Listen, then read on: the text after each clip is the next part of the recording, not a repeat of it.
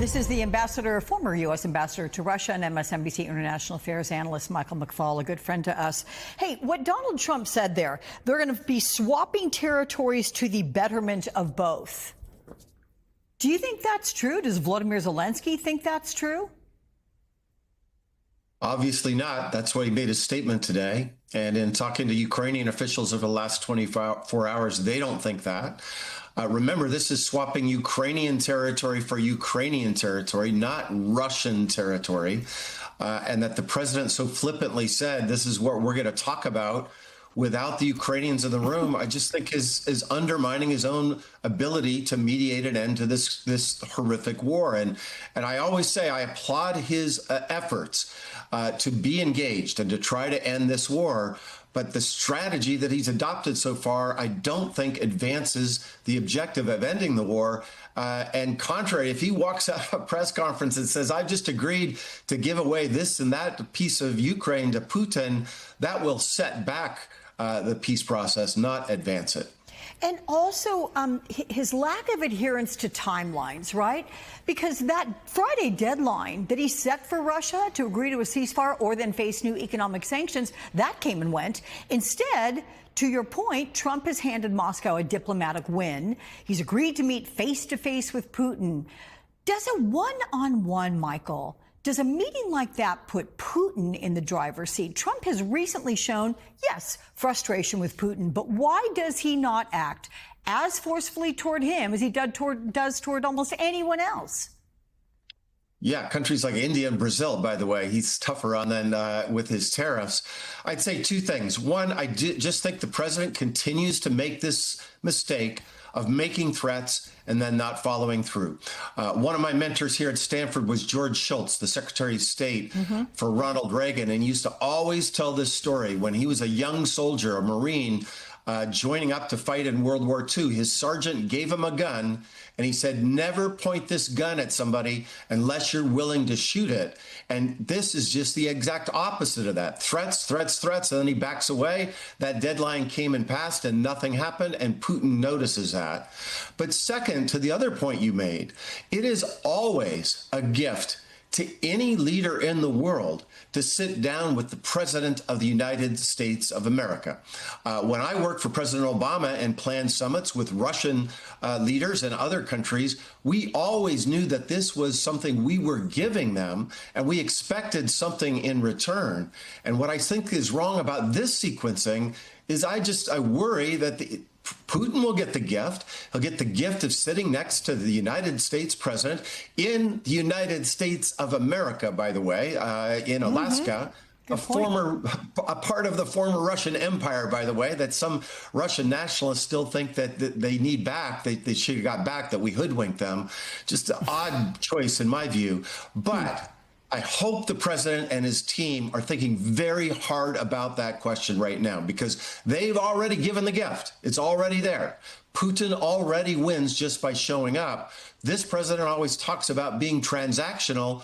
What are we, the American people, getting in return? What are our European allies getting? And what are our Ukrainian partners getting in return? That's the big unanswered question today. But in terms of transaction, you have Trump, who's already backtracked from the White House statement that a meeting between Putin and Ukrainian President Zelensky, it was a precondition for Trump to meet with Putin.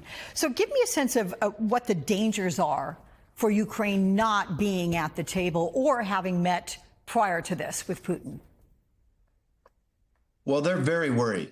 And I think their greatest concern is that President Trump will go into a one-on-one meeting with President Putin, like he did, by the way, in Helsinki in 2018, the last time they had a big summit.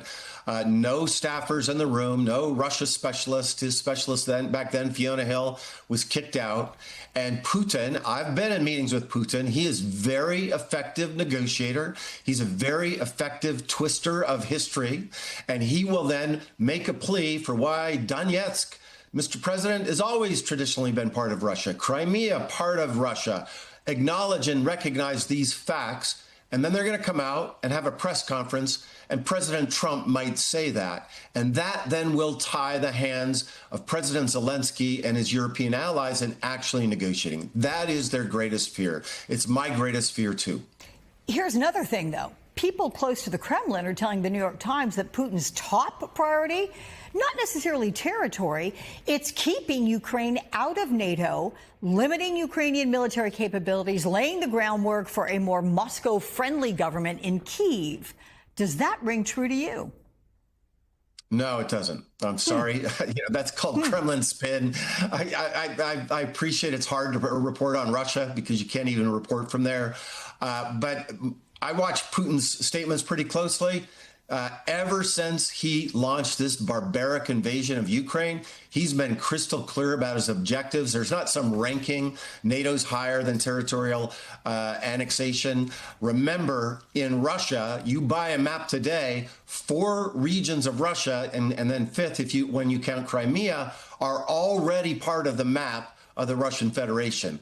And I've seen no evidence whatsoever that Putin has retreated for that objective because he thinks that NATO is the most important one. He still has a maximalist position where he's pursuing all of those objectives at the same time.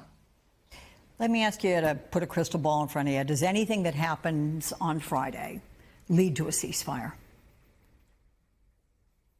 Well, I hope so. I want to be clear. I hope so that we all that do. Innocent civilians are in Ukraine are not just slaughtered every night. And maybe there could be a ceasefire for the air, an air ceasefire. That's one thing that's been floated. That would be progress. That's what I hope for. What I worry about, of course, is that the President Trump just listens to Putin and agrees with him. And then you have a major disagreement between President Zelensky, President Trump, and our European allies. I want to underscore that, too. They feel completely cut out of this meeting as well. I don't think that's good for America's national interests either.